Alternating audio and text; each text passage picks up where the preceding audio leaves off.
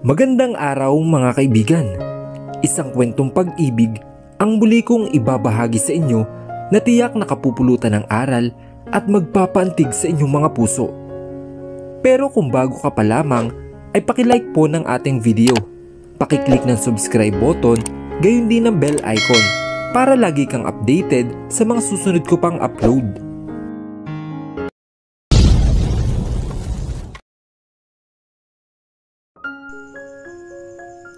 Kinaumagahan, nagising ako sa init ng araw na dumarampi sa aking pisngi. The yellow shining sun started rising from the ground.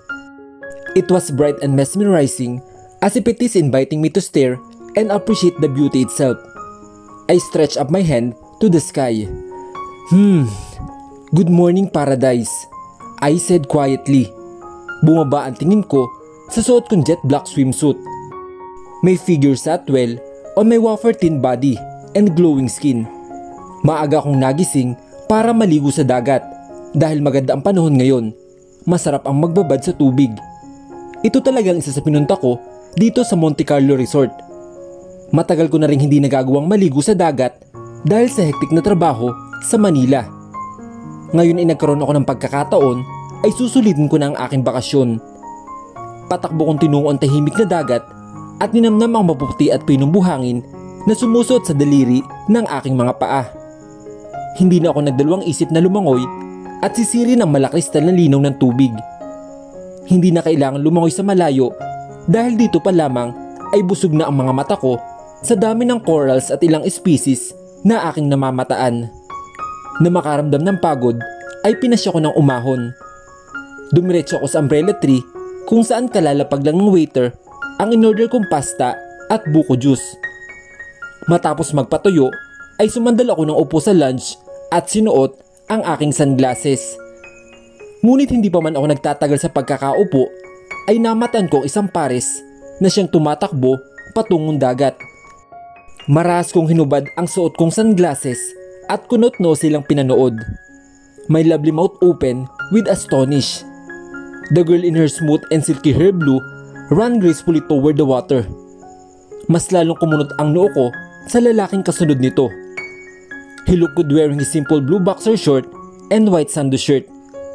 Para akong nanood ng isang pelikula na magtagpo ang mga ito sa gitna ng tubig. It's a heartfelt feeling watching them, laughing with each other. Para may kung anong humiwa sa puso ko habang pinapanood ang mga ito. Pero bakit nila ayaw itong tanggapin ng aking sistema? Unti-unti rin nag-ulap ang mga mata ko. My tears fell down on my cheeks unexpectedly. Maras kong pinahid ang luhang pumatak at pumikit ng mariin. Ilang sandali kong ninamnam ang sakit bago ako magdilat. Ang akala kong kirot ay tapos na pero may masasakit pa pala sa eksenang paparating. They are both hugging each other. Tila walang pakialam sa mga taong nakapaligid sa kanila. Gusto kong mag-iwas ng tingin pero ayaw sumunod ng mga mata ko. Pansin ko ang panunuyo ng aking lalamunan habang pinagmamasdan ang pagbuka ng labi ni Sebi dito. Ilang sandali pa silang batuhan ng salita bago ako nalumo sa sunod na eksena. Nakita kong hinilikan ni Sebi si Jenny sa kanyang pisngi. At sa pagkakataong ito, hindi ko may paliwanag na sakit ang tumarak sa puso ko. Hindi ko alam kung paano ako naglakas ng loob para tumayo sa nanginginig na tuhod at humakbang palapit sa mga ito na may mukhang seryosong pinag-uusapan. Wala sariling hinakbang ko ang mga paa ko palapit sa direksyon ng mga ito. Sebi turned his gaze at me at nang makita ay hindi na muli akong humakbang sa aking kinatatayuan. Mabilis itong umahon sa tubig at sinalubong ako. "Kalia, what are you doing here? Kanina ka pa ba dito?" He asked with a deep tone in his voice. Hindi ko na tinangkapang sagutin siya at pinagmasdan ko na lang ang kanyang mga mata. Tumalikod na ako at mabilis na tinungo ang suite ko na puno ng sama ng loob. Mabilis akong pumasok sa bathroom at doon ako nagkulong. Hindi ko na napigilan na unti-unting pumatak ang mga luha ko sa aking mga mata. "No, not again Kalia. Not this time." Sunod-sunod ako nagiling. Bakit ang sakit? Bakit ko kailangang maramdaman itong muli? Walang ampat ang pag-agos ng luha ko sa aking mga mata. Kasabay ng pagtulo ng tubig na nagmumula sa dutsa. Bakit ba ako nasasaktan ng ganito? Napapitlag ako na makarinig na sunod-sunod na pagkatok sa pinto mula sa labas ng suite. Kalia! Narinig ko si Sebi ang kumakatok. Mabilis kong pinahid ang luha ko at niyakap ng gusto ang aking sarili. Kalia! Pwede ba tayong mag-usap? Mahinahon nitong bigkas sa pagitan ng pagkatok. Tumahip ng gusto ang dibdib ko pero pinigilan ko ang sariling pagbuksan ito. Kalia! Please! Pwede ba tayong mag-usap?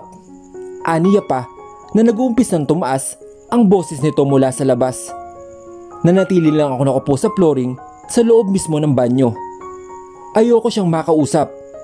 Sumama ako dito dahil alam kong may puwang siya sa puso ko, ngunit hindi ko inaasahan na masasaktan din pala ako ng todo-todo.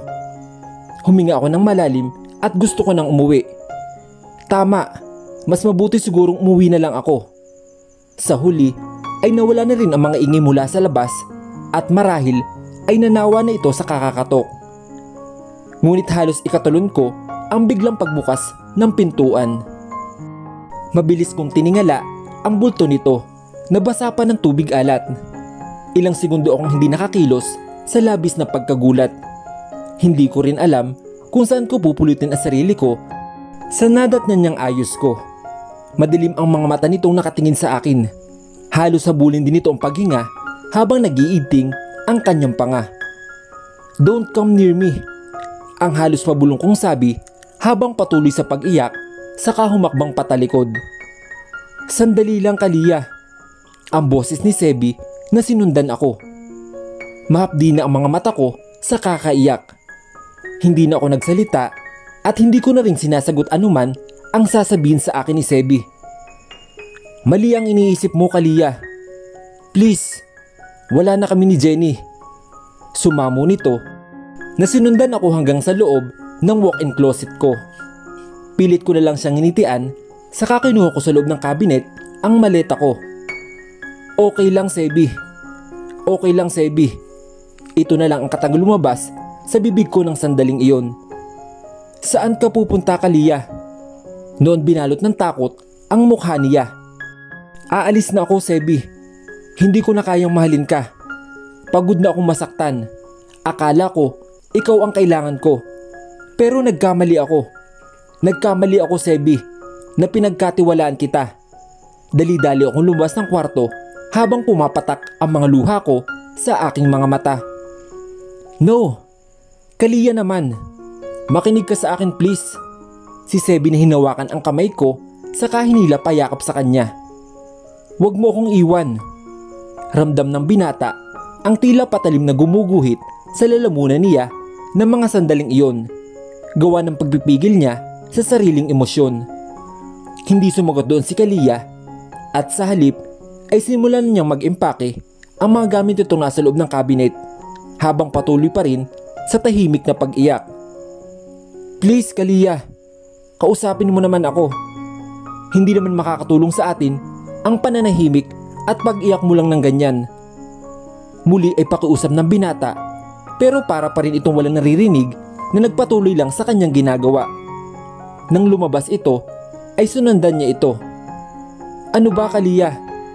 Hindi ko naisip na ganyan ka pala katigas. Ayaw man niyang sabihin pero sa tingin niya iyon ang tanging paraan para makuha niya ang atensyon nito. At hindi nga siya nagkamali. Ano Sebi? Ako? Matigas? Ang galit na galit itong sinabi sabay harap sa kanya. I told you, wala na kami ni Jenny. Iyong nakita mo? Stop it Sebi. Hindi ito tungkol sa kanya. Bulyaw sa kanya ni Kalia. Okay sige. Sabihin na nating nasaktan ako sa nakita ko. Pero hindi lahat ng ito ay tungkol doon. Tungkol ito sa akin at sa nararamdaman ko para sa'yo. What the? Oo, mahal kita. Pero hindi ko naman ito pinili. Believe me Kalia, mali ka nang iniisip mo. Hindi malaman ni Sebi kung matutuwa ba siya o masasaktan sa lahat ng nangyayari.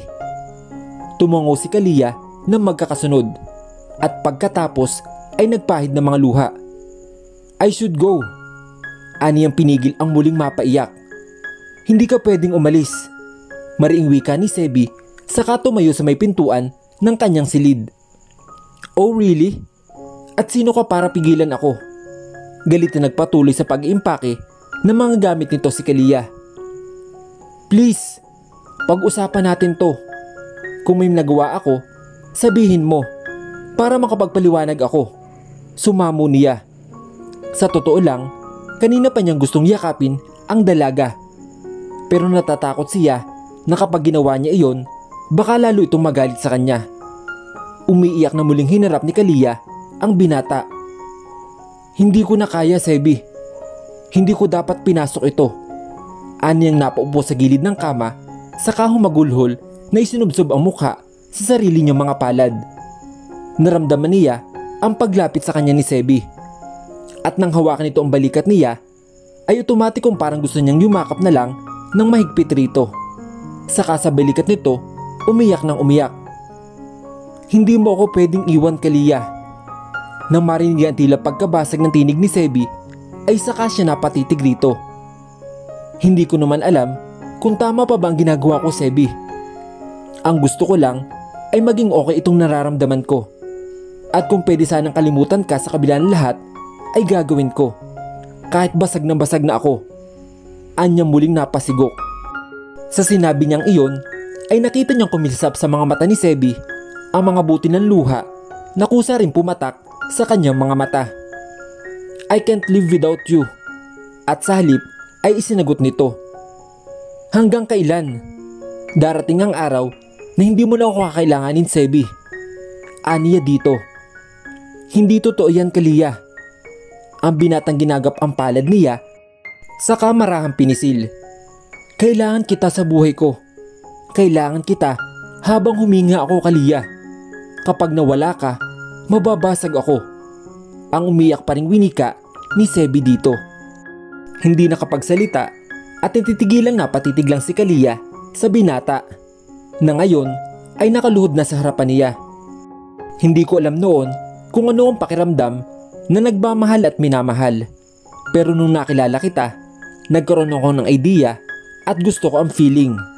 Paliwanag sa kanya ng binata. Alam mo ba yung pakiramdam, Kalia? Na kahit siguro mawala ang lahat sa akin, basta kasama kita, magiging masaya pa rin ako? Nang manatili siyang tahimik na umiiyak lang, ay nagpatuloy ang binata. Pamilya ang kailangan ko, Kalia. At ikaw lang ang babaeng gusto kong makasama sa pagbuo ng pamilyang iyon. Napaiyak si Kalia sa sinabing iyon ni Sebi. Pero hindi pa rin siya makapagsalita. Pinuno ng matinding kaligayahan ang dibdib niya. Kaya parang wala siyang mahagilap na kahit anong pwedeng sabihin. Dumukot sa bulsa ng pantalon nito si Sebi at inilabas ang isang singsing. Matagal ko nang gustong ibigay ito sa iyo, Kalia. Anito. Kasi alam ko sa sarili ko na mas mapoprotektahan kita kung magiging akin ka. Kaya lang ay naduwag ako. Natakot ako na baka i-reject mo ako dati. At kapag nangyari iyon, masasaktan ako ng gusto. Pero minsan pala, kailangan mong harapin iyong pinakakinatatakutan mo para magkaroon ka ng kapanatagan. Ang mahabang salaysay ni Sebi saka suminghot. Sebi, ang naiiyak pero nakangiting winika ni Kalia. Hinawakan ni Sebi ang kamay niya saka marahang pinisil. Please, Kalia, hindi ko alam kung paano, pero isa lang naman ang gusto ko. Marry me, Kalia. Pakasalan mo ako. Be my wife. And I promise to love and cherish you forever and always. Tumango si Kalia na magkakasunod. Saka hinaplos ang basang mukha ng binata. Oo, Sebi. Mahal naman talaga kita. At willing ako na pakasalan ka. Pero sana, wag mo akong sasaktan. Wika ni Kalia sa binata. I love you too so much.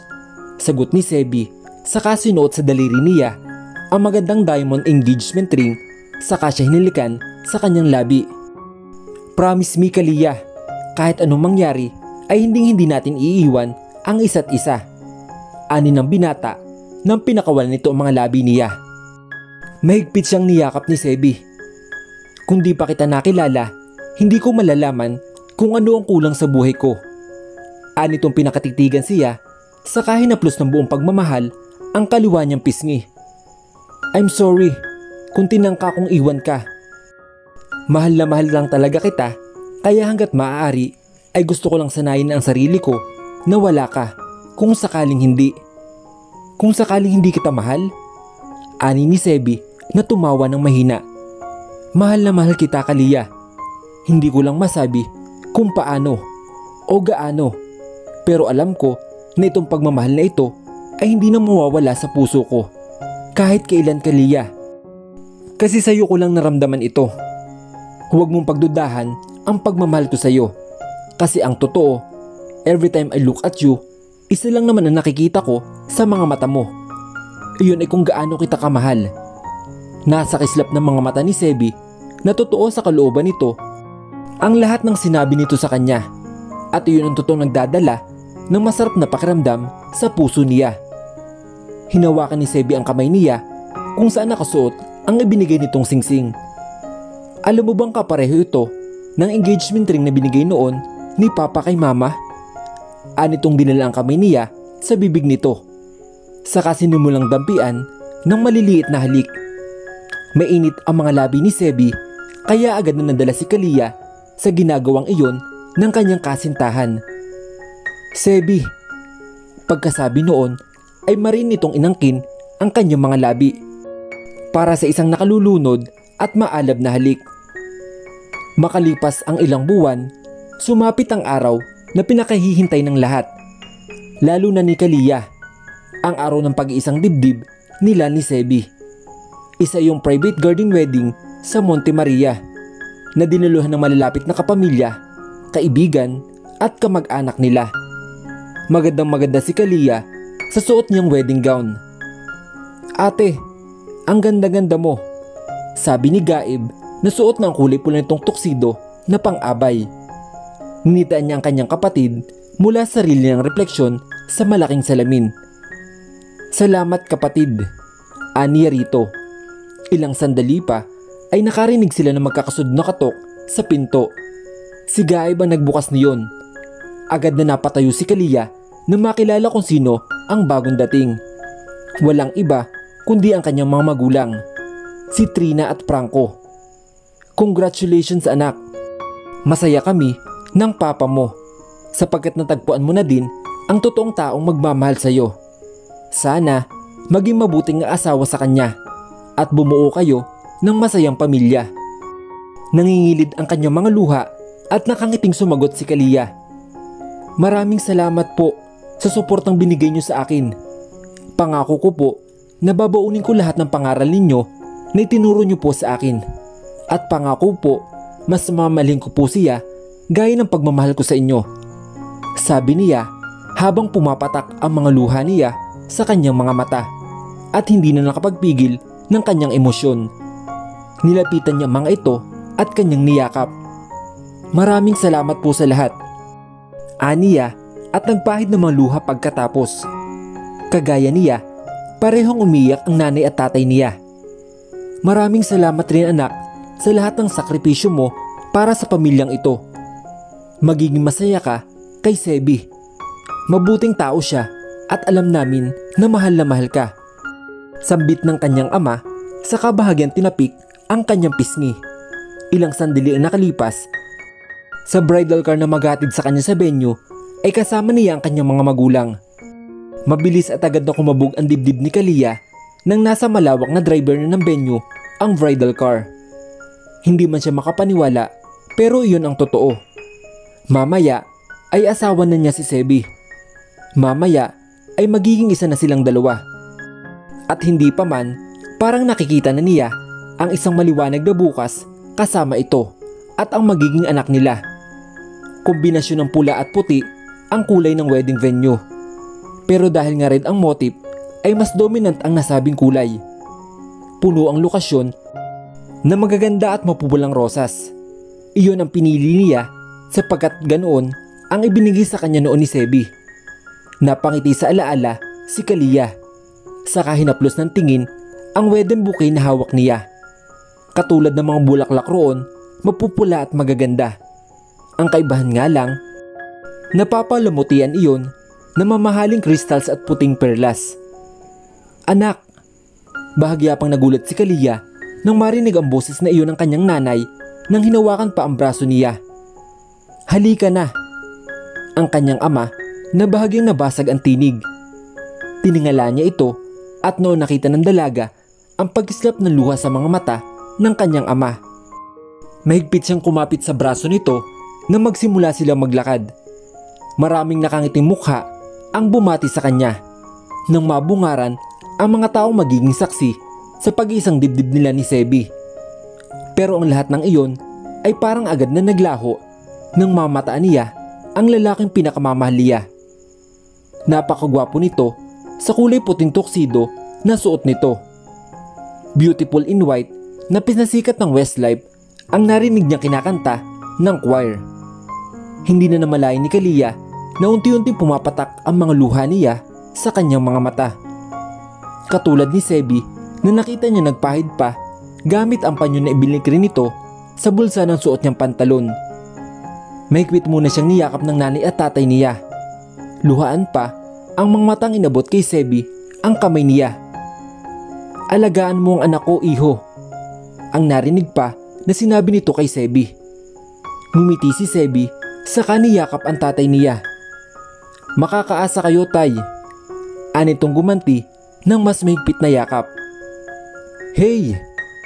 Makahulog ang winika nito na nakuha naman niya ang ibig sabihin. Saka siya kinindatan nito.